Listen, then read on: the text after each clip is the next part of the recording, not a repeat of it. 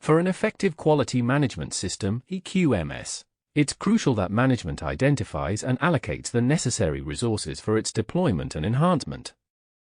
This involves deliberate budgeting and strategic planning, particularly for QMS-related activities such as training for internal and external audits, human resources, infrastructure, and the procurement and maintenance of monitoring and measurement tools.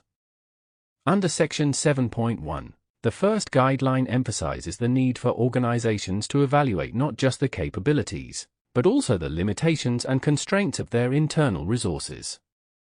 It's essential to understand both current resources and those that need to be acquired externally to fulfill the QMS requirements and support continuous improvement. Questions to consider include: are the facilities and work environments adequate?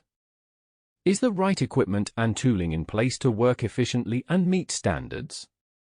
Is there a sufficient and competent workforce to undertake the tasks assigned? If these resources are lacking, organizations must figure out how to secure them.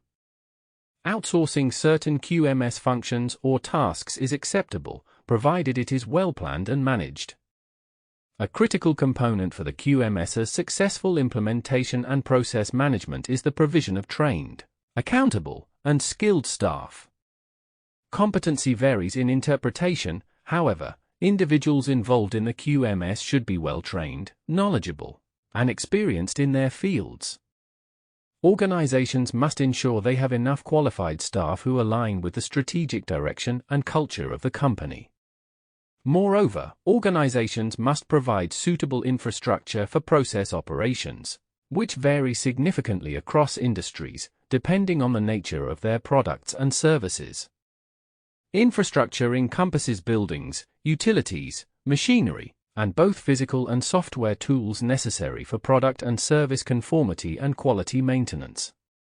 Special consideration for software dedicated to quality control and assurance tracking may be beneficial for organizations with intricate QMSs.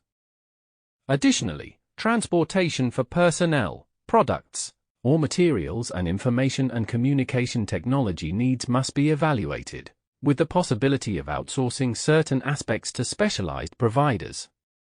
Creating a conducive work environment involves considering human and physical factors to ensure operational processes can achieve product and service conformity. This includes creating a socially supportive, stress-free atmosphere and managing physical conditions like temperature, humidity, lighting, and noise.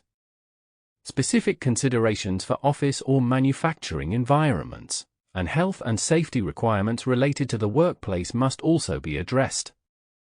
This comprehensive approach ensures that all aspects of resource provision, from human capital to physical infrastructure, are carefully planned and implemented within the quality management system framework to support operational excellence and continuous improvement.